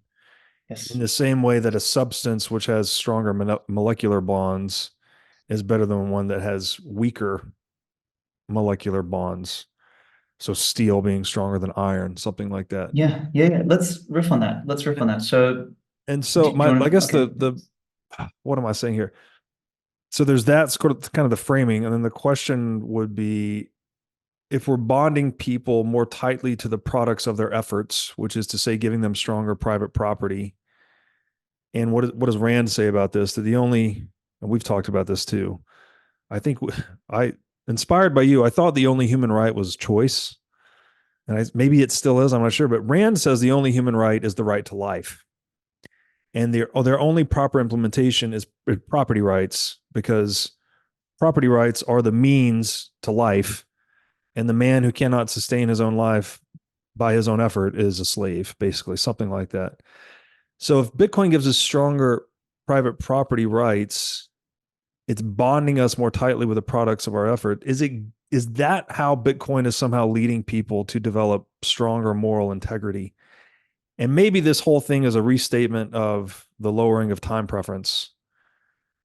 It's related for sure. It's related for sure. I just, as you were describing the integrity of the beam or the material, right? And like if you look at like the strongest substance on earth, I think is glass, I believe. But glass has imperfections, which is why it breaks, right? So glass is so.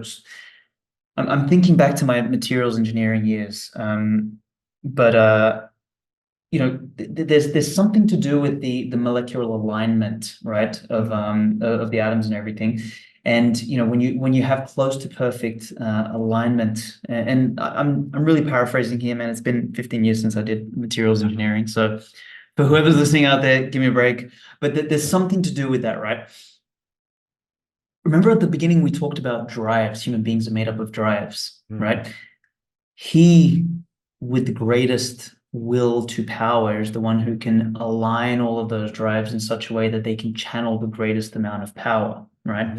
Like there seems to be a parallel there. As you were describing, that's sort of what I was like envisioning. And fundamentally is if you look at back to our definition of what a powerful individual is, what a strong individual is: he who can bear responsibility, he who can channel energy, he who can be vital, he who can reach the ends of the world. Like I use Alexander the Great a lot as an example because like I don't think people realize like what it would have taken for a 20-year-old kid essentially to lead a small group of men across deserts and mountains and rivers and snow and fucking you name it for 12 or 13 years straight, never lose a battle, blood and guts and spit and shit and fucking you name it, like arrows through the lungs and everything. And I mean, like climbing in the middle of winter over the Hindu Kush, like something people don't do today with like all of the technology and shit that we have, but with like armor and skins and like sandals. Like it's fucking mind-boggling to reach the very ends of the earth, like tens of thousands of miles in between fighting and everything. Like it's just a different level of human, a different level of energy, a different level of power, like something that, and you know, Alexander wasn't driven by, okay, I want the money. Like he gave away the day before they left Macedonia, he gave away all of his property Mm, to his generals, to everybody else. And the entire time, like he would sleep on the floor like the soldiers. He didn't have a fucking royal tent. mm, Anytime he could have got a, you know, any woman, whatever, he chose to abstain because he wanted to channel that energy internally because his number one drive was to reach where no man on earth had reached. wow. That was the thing. That was the entire goal of this thing. And, you know, when an individual like that has power, you transform civilization. And the goal of that individual, so, you know, was not to attain the power for the sake of the power, Mm-hmm. but was to channel the power to the end of reaching, you Mm, know, what was the equivalent of the stars back then, right? right, So these days we have rockets, but back then, like the end of the world was right, the water, right? right. So the power had a purpose. Whereas you look at the kind of people like the Christine Lagardes and the Klaus Schwabs of the world, Mm, the end goal is the power. mm-hmm, mm-hmm, mm-hmm. And you know, the Using a means for an end kind of thing. correct. You know, there's something there, right? And this is what the Bolsheviks, you know, were an example of. Like they saw the royal family, the Russian royal family, like, oh, it's the power. You know, that's what. So that when they kill them all off, and in the process they got a taste of power, and they're like, this fucking tastes good. And they literally like you just saw the ugliness in these kind of people, and the ugliness that came after it was this like attempt to like just hold on to power for all fucking power's sake, Mm, not to channel the power to build greater civilization, right? Like it's a mm, very different energy. So mm, to your point about like you know, Plato's definition of like the great man is, you know, the greatness or the measure of a man is that, you know, what they do with power. mm. You know, if yeah, anyway, I just want to I'll stop there on that point. I don't know if you have No, anything I to think riff it's on there, but I then really I like the what is it? It's like power without purpose somehow mm. degenerates. You know, if it's power for power's sake, that's no bueno, right? You're going to get corruption and degeneration and all of this because, as you said earlier, power is the mean. It is a primordial or essential means for life, right? There is no life without the movement of energy across time. So unchanneled power is lifeless, right? If you're just trying to accumulate power for power's sake, well, it's somewhat obvious from a physics perspective that that thing's going to degenerate, right? It's just not going to work. Um, and Stale. yeah, stagnant, right? Stagnant power, something like Stagnant. that. Yeah. That's the right word. Um, and I guess the other thing that, yeah, so Alexander was so tightly bonded to his vision, right? That exploratory impulse to reach the stars, basically, for him, that everything went by the wayside, right? His wealth, his sexual gratification, whatever. He was just, and that's what, again, it was that's an integrity, right? It's an amazing exhibition of integrity that you're so tightly bonded to this vision that you'll literally sacrifice anything to attain it. And I don't know, it just seems like this idea of integrity, you know, people being bonded to a future vision, that you enable that type of integrity, people creating a vision for the future and then actually taking actions based on that vision for the future, which is another way of saying maybe people are more tightly bound to the future vision for themselves to the extent, maybe not to the extent, but a contributing factor to that is how much of the fruits of their labor they can preserve across time. How tightly can you preserve the fruits of your labor to yourself across time? Which again, this is the time preference thing. It lets you engage with a deeper future version of yourself, something like that. And then there's the other, we're always talking about private property rights, but these are also responsibilities, right? The more purchasing power you can carry across time, well, you are responsible for taking care of that, and along with any of the other assets that you gather, you know, in the scope of your own property, you have to take care of them. Otherwise, you don't get to enjoy the features of those assets. So I don't know, all these things seem mixed together in a really important way, like integrity, responsibility, rights, power, Yeah, vision, etc.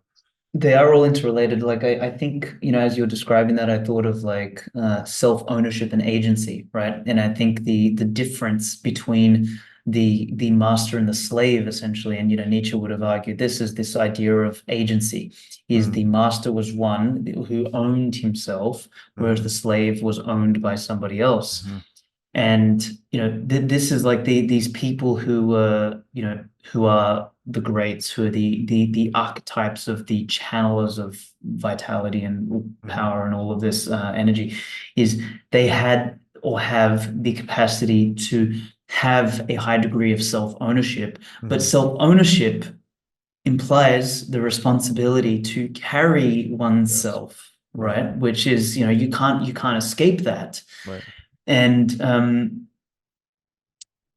And yeah, to the degree that Bitcoin gives you ownership over your uh, measurable capital wealth, is the degree that it gives you responsibility over it, is the degree that it gives you power over it, Mm-hmm. and is once again tied into it. And then from a structural, societal, social viewpoint, it makes it so that civilization is more optimized for that type of behavior, right? Mm-hmm. And when you have more of that type of behavior on net, you are more inclined to tilt civilization towards excellence and reaching for the stars than to tilt it towards, and it's not even tilting it towards average. You can't tilt it towards average without tilting it towards death and decay.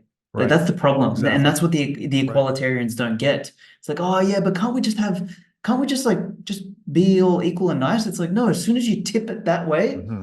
then the first stop might be a bit of average and a bit of equality, Mm-hmm. but the next stop Yes. is death, and it's very hard to reverse that. Yeah, it's a trajectory, and the trajectory has inertia. Yeah. And if you tilt it downward, well, you're setting yourself up for a vicious cycle of some kind. Um, and obviously, we'd prefer the virtuous cycle to keep carrying us upward. Um, Man, so interesting stuff. Okay, I want to read one last excerpt, and this is the closing part of your written work, which again titled UberMoney. You write, Bitcoin aligns us toward excellence because it puts a real and accurate price on time and energy. Like life itself, it is unforgiving. There is no rewind button. Those who waste and squander it must pay a real price for doing so. Those who save, invest, and deploy it along with their time and energy will reap the rewards, notwithstanding luck as the one factor we cannot account for. It has always and it has and always will be the great men of energy who change the course of history. Alexander, Caesars, Christ, Newton, Tesla, Jobs, and most recently, Satoshi. Now, with the dawn of a new age, what will you do? What seeds will you plant? What foundations will you establish? How will you show up? Who will you raise? That might change the course of history and drive humanity to a higher energetic standard. Bitcoin is energy bunny not only because it's in some ways alive, but because it encourages a life-affirming approach to living. This is the same reason why I like to think of it as Uber money. Bitcoin is a framework for excellence, and excellence is the soil from which the Ubermensch shall spring. Phenomenal close. I think a very serious call to action for Bitcoiners, very inspirational for Bitcoiners, right? The sort of step into their role in history. Like I like to Mhm. say that history is a live event. Like you need to participate. It's not just some static structure that we can observe in retrospect. Like you are an active participant in this process. Um, and yeah, I get the one thing, this is just sort of a side point, but I thought it was interesting how you did mention luck here, Yeah. because there is always this element And this, I guess, it gives life all of its, I don't know, sweetness, but also its terrifying nature. There's always this aspect of irreducible uncertainty to everything that we do. But that's why excellence and imitation and hierarchical structuring, that's why these things are so important, because we're always going to be contending with this unknowable future. And sure, we might get lucky sometimes, but we're also going to get unlucky sometimes. So the best thing we can do to deal with that is organize ourselves in a way that's centered on excellence and quality and virtue and all of these things we've talked about.